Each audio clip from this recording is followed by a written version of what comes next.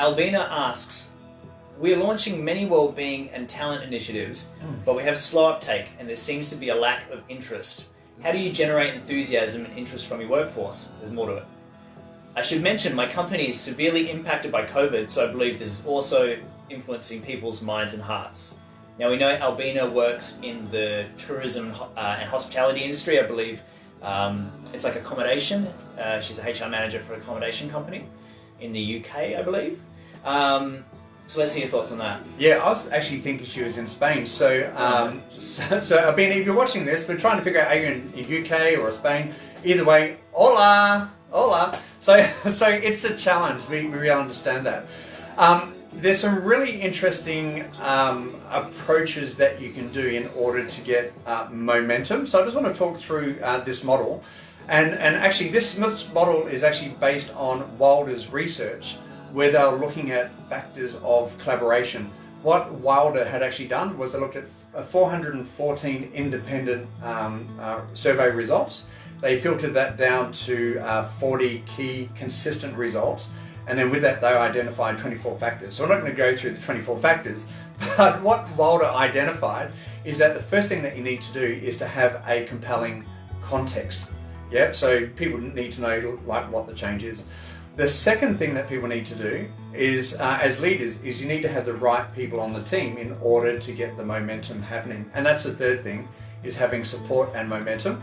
And the fourth factor that Wilder identified was to get people to operate in collaboration. And the fifth key factor was about having a leadership style that wasn't a push strategy, but was very much a pull strategy that's called a non-positional leadership style. So it's about fostering an environment. So what I want to do is to talk about these in just a bit more detail. So with that, if we think about the first step, which is about having the compelling context, then what you need to do is to factor that in. Can your initiative support the organisational goals and directions over the next 6 to 12 months? But also too, how does that cross over to the different boundaries so that people aren't working in silos, but how can you communicate out the context so that these silos are permeable, which means that you can actually integrate with each of these silos. So the thing is once you have the context, you might have the initiative context, but you need to think about, well, how does that impact on IT? How does that impact on marketing? How does that impact on accounts? Because they're all going to have different purposes. So that's the first thing about compelling context.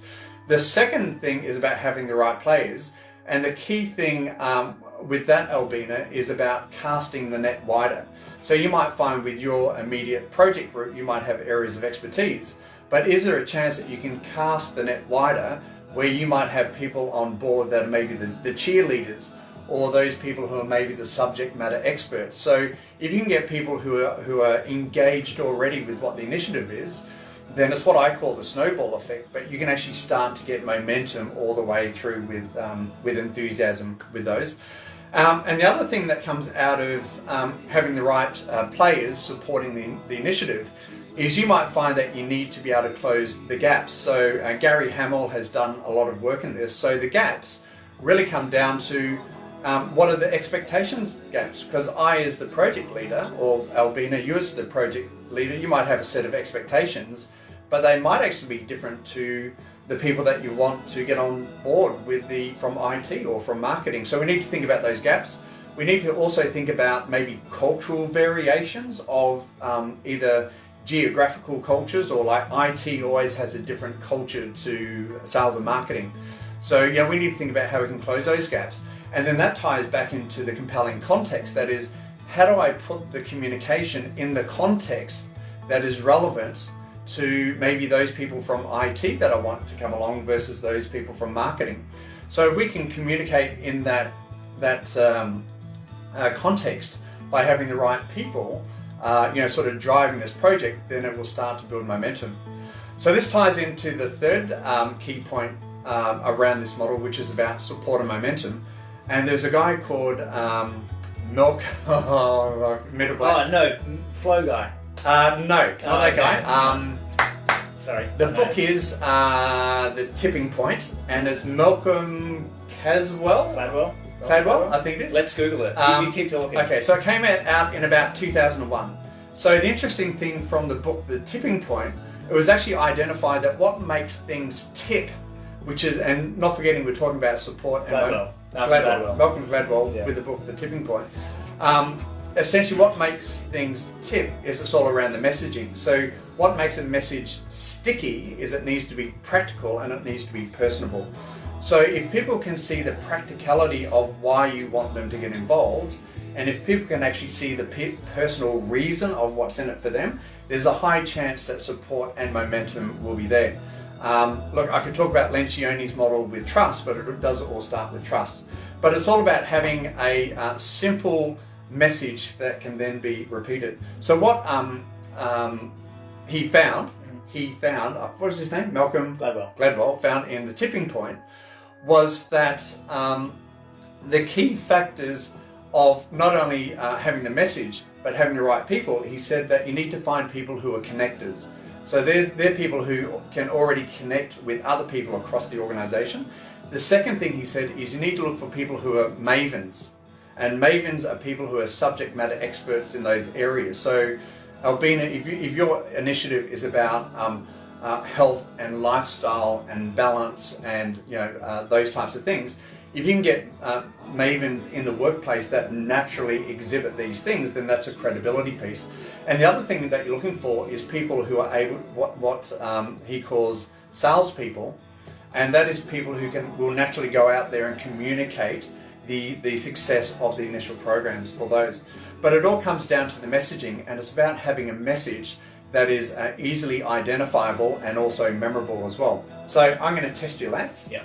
Okay, I'm going to say 4 things. Tell me who said these things. Ready? Yep. Donuts. Homer Simpson. Homer Simpson, correct. Okay, who said this? I have a dream. Was it, hang on, Martin Luther King? Correct. Yeah. Okay. Float like a butterfly, but sting like a bee. Muhammad Ali. Well done. Okay.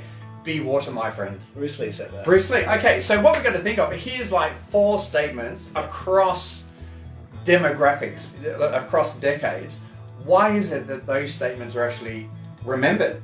So, if we think about having compelling context, if we think about having the right people, if you think about tipping points, we need to think about what are really simple messages that stick so that people can understand what that is. Okay, one more. Ready? Yep. Actually, it's for our audience. Who said fake news? Trump. Okay, all right. So it's current. So, but isn't it funny how like these catchphrases just stick? So if we're looking at support and momentum, then what we need to think about is how do we get that consistency of approach so that it's connected to what the initiative is. Okay, the 2 more points to go. I'll be fairly quick with this. Collaboration is the 4th point of this model. So the key point about collaboration is about conflict management. Not so much about conflict resolution, but it is about effectively looking at conflict management. So if you look at different models, and I'm just going to say Thomas Kuhlman instrument, Thomas Kuhlman will say the most effective conflict resolution approach are those that are cooperative but also proactive and assertive.